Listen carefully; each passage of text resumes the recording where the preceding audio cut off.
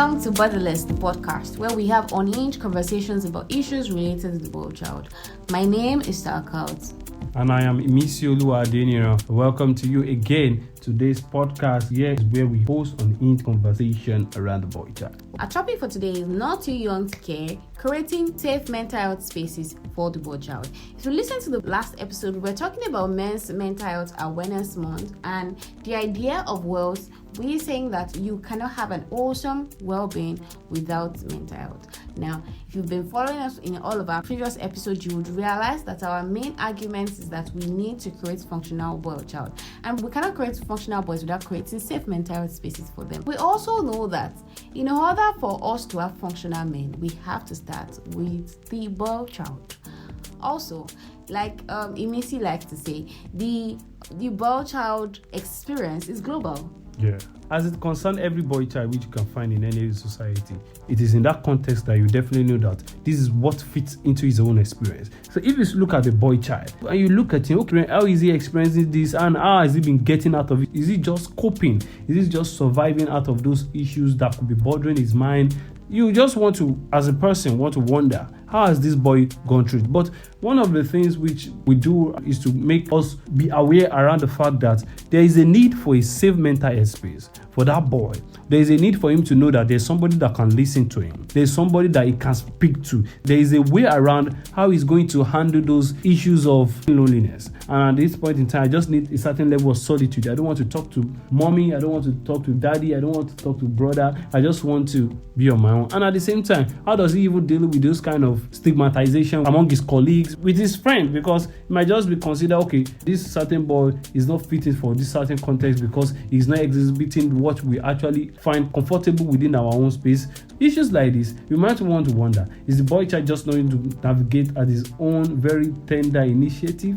How is he going to, scale through it? So there's a need for a safe mental health space for the boy child. And this is one of it which you are going to highlight on this episode. If you look at it, what is the core of it? It is that fact that from the early stage of a boy child, there is a need for him to be aware of his mental health issue. If you saw the movie Inside Out 2, they talk about how when puberty starts, different new emotions come in, like anxiety, like resentment, like boredom. And when this emotion comes in, the child's ability to emotionally regulate changes, their self-belief changes. And it means at this point, they begin to be cranky, they are irritable, and all of those things. And if they do not have safe mental health spaces where they learn to control their emotions, when they learn to handle it effectively, to become functional men and functional boys, we end up having dysfunctional men in the society, men that have suppressed their emotions so much that they do not know how to control it, and they then change it into anger and they end up engaging in crimes, men who engage in toxic masculinity and all of those things. But we as a society, we have a role to play, and the only way we can be able to do it is by creating safe mental health spaces for the boy child, because the boy child is not too young. In fact, they are the point where they need to know about mental health. We cited statistics that shows that 70% of people that die by suicide are men. So there are also studies by the World Health Organization that have shown that 1 in 7 mental health conditions start at adolescence. So it means that the boy child is already experiencing mental health challenges, and it is important for us to create safe spaces for them. We cannot have conversations and raise awareness about mental health without talking about it with the boy child. So the interesting part of it for today is that we'll be having a third voice on this issue. So today on the podcast, we're going to be having with us Mr. Ogunlana Olaoluwaposi. Over the past 4 years, Mr. Ogunlana Olaoluwaposi has co-led Asido Campus Network, West Africa's pioneer student-led mental health community. He is a Resolution Fellow, and he was recently appointed as a 2024 UNICEF Nigeria Youth Influencer. He's also an inaugural member of Change.org We Create Change Fellowship in recognition of his commitment to youth mental health. He currently serves as the Policy and Advocacy Officer at Equicare Strategies and is currently building the health market where they ensure that young people from vulnerable populations have access to essential health services with no barriers. Today, I'm going to be talking to us about how we can create safe mental health spaces for the boy child. So, Mr. Ogunlano, thank you so much for joining us on the podcast today. It's a pleasure being here. I'm very excited. So, what would you say is the reason why there is a need for us to create mental health spaces for boys?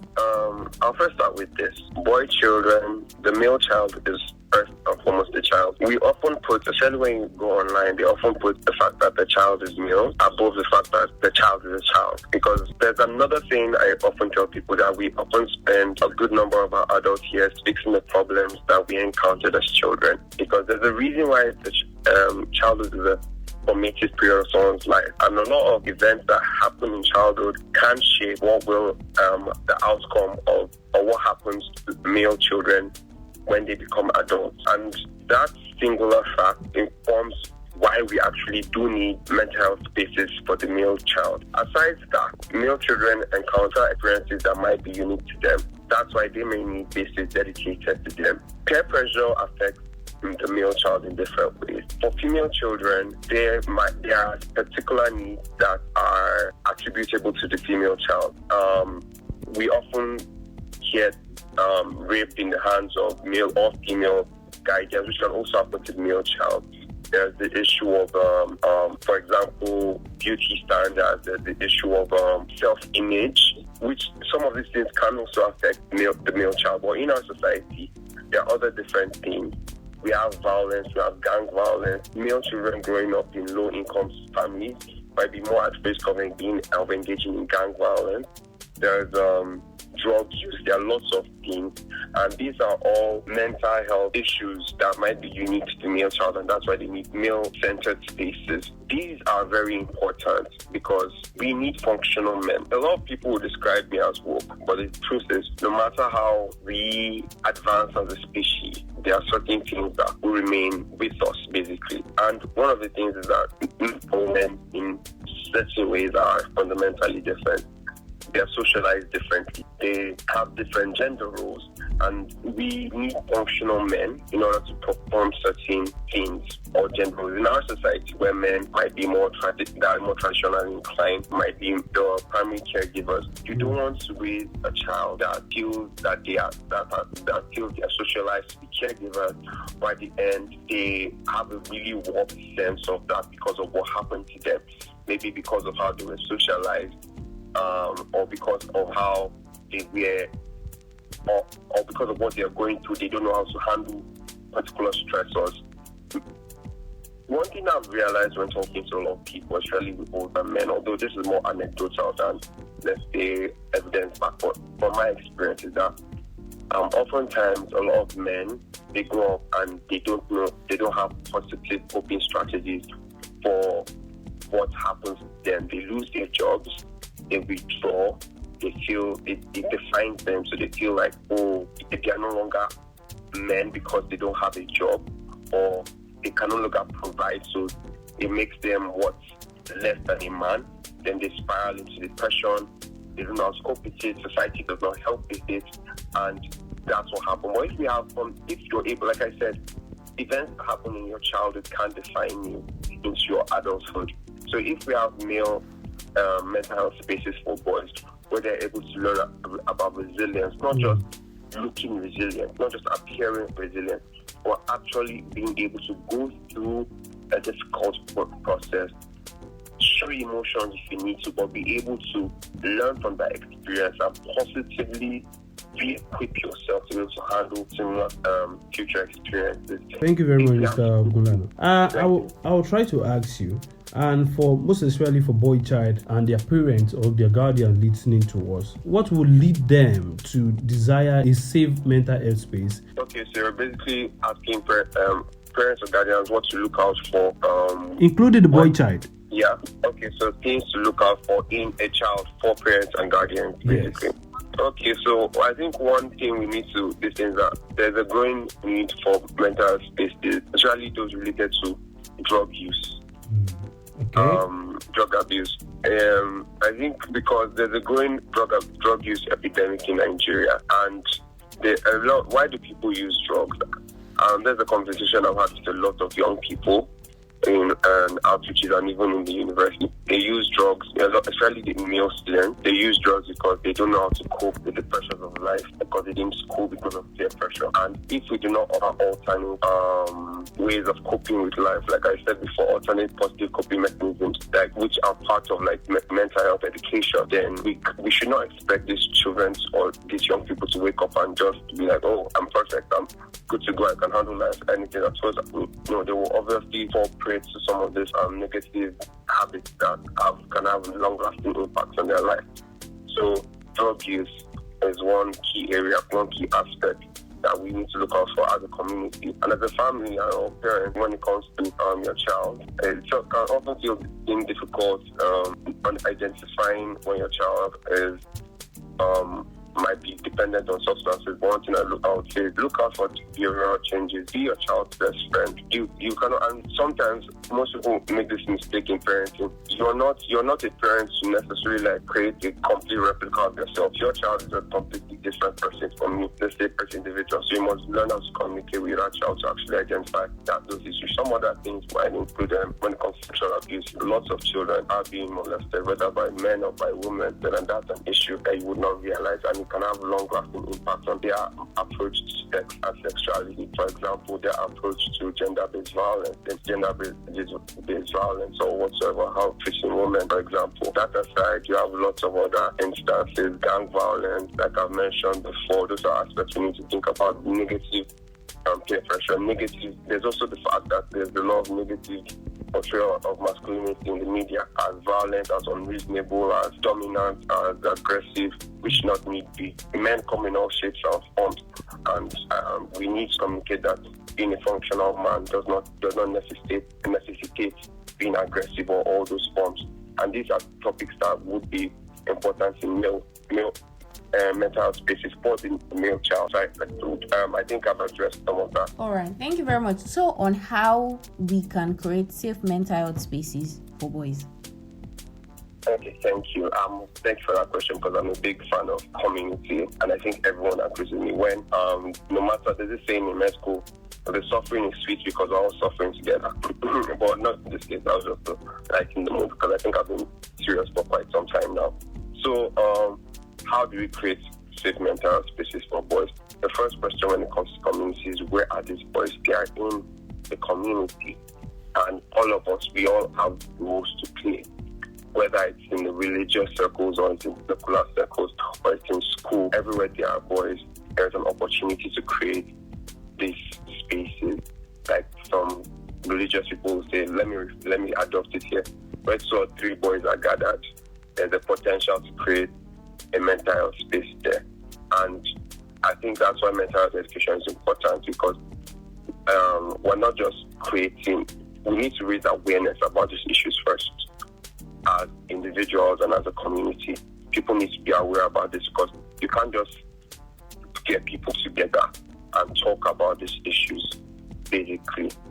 We can't just get people together and talk about these issues when we're not sure that the information going out is accurate. And sometimes we can also build on existing structures. There are youth-friendly centers that have counselors. There are facilities in schools that provide for counselors. Are we already utilizing these things? Are we sure that these people equipped can answer these questions for the male child? And I think these are some of the important things to get. So that's like setting the ground going. We need to promote more mental health education, more mental health awareness. We need to take advantage of existing structures, and we need to realize that it's not very difficult that these boys are around. So we need to support organizations, that mental health organization, Boys Without Borders, because our activities actually create a safe space. By starting this conversation, we are going to be letting the boys come to us. By creating awareness, we're going to make sure that their parents are involved as well. By creating awareness as well, we're ensuring that people know that these things exist and that they should support as well. Because without support of the community, without the boys coming, without the parents assenting, we won't be able to achieve anything. And once boys start to speak out, once we're able to offer them services, and I think that's the step in creating it, and those will be the first step. So this conversation is the first step in creating this environment. And let's not forget the power of the family. A family itself needs to be empowered, because that can also be a safe space for the male child. When we're thinking of a safe space, most people are thinking of a four-wall building, but not necessarily. It can be a WhatsApp group, it can be online. These trusted adult supervisors that are capable of offering accurate and time-sensitive mental health information and understand the need for confidentiality, because these boys also need to trust those of us that will be ensuring that they are heard as well and are capable of giving accurate information. So we need to look around and identify the existing structures. We need to promote mental health education, talk more about these issues, ensure that there is accurate information around, and we need to empower those already existing structures, whether in the church, whether in the mosque, whether at home, and ensure that accurate information is being given so that these boys can come back to us, they can talk about it, and we can propose accurate solutions to their needs as well. So thank you very much. In fact, I've had a lot of takeaways from what you've said and various ways which can create mental health. I just want you in some words as a way of rounding up, so as for boys and even their parents and guardians not to mix it up. How do we differentiate a mental health space and at the same time a safe mental health space, so as boys not to end up being involved in the opposite? How do you make sure that even that space which we call the mental health space is more safe, not to end up in antisocial vice environment? Thank you for that question, and that's why I said, remember, someone that is trusted, someone that has a dictated confidentiality before, and someone that is qualified. Because we need to ensure that as parents and guardians and young people, we need to ask questions. In this part of the world, we don't like asking questions a lot, but we need to ask questions. Okay, there are existing structures. There's a youth-friendly center. There is maybe a youth group in church. What are these person's qualifications? Everyone calls themselves psychologists. Everyone calls themselves therapists online. Are they actually what they say? What are the certifications? Where did you school? Where did you get your training? Basically, your organization, is it registered? Who founded this organization? There is Google there. And aside from that, the boys there that are already in this program, how are they doing? What do they do? Where are they from? Because it's not just about creating mental spaces, like you said. For parents, they might be worried about how they put the other boys there, because everyone is coming with their own issues, basically. And in trying to help, some people might be worried that their children might pick up negative habits as well. So you also want to be aware about that. You want to be involved as well as a parent or as a guardian in their process. And when you're talking about mental health space, the work doesn't need to stop at maybe the counselor's desk. There's also the family's desk. Evaluate what your child is learning. Evaluate what your child knows, basically. And it doesn't need to be by probing questions, by observing your child, by communicating with them to ensure that they are actually the observant, basically. And in mental health space that are public or private by accredited professionals, ask questions, know what they are doing, interact with the people that are already utilizing their services. What do they think?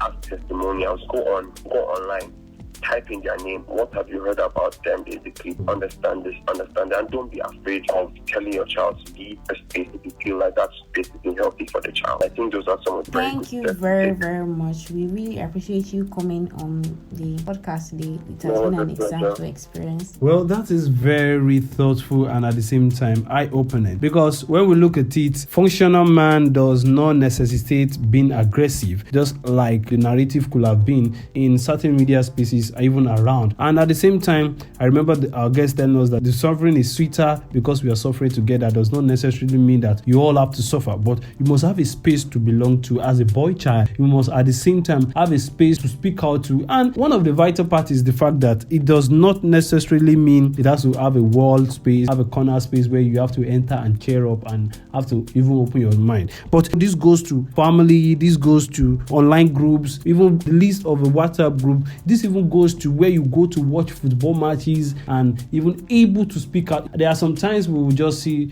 a boy child just go and watch the usual Chelsea Manchester United match, even after the blast of goal and goal and goal. He'll come back happy. But while he is coming back, he has friends to speak with to analyze the football match, and they come back happy, and you see that this guy is already stable afterwards. So there are many spaces which you can find yourself. But one thing which our guests try to hammer upon is the fact that make sure this place is safe to get yourself involved. Ensure that you have qualified experts in those spaces. And most importantly, as guardians, as mentors, as role models, we must ensure that the own spaces, our personal spaces with the boy child, is a safe space. Maintain the ethics of confidentiality. Whatever the boy child shares with you should only be with you. If it is going out, it is for you to seek professional help and not for you to share it as a talking point among other people. Maintain confidentiality and ensure that you're helping them the best that you can. And whenever you think the help that they need is more than your capability, refer them to a professional.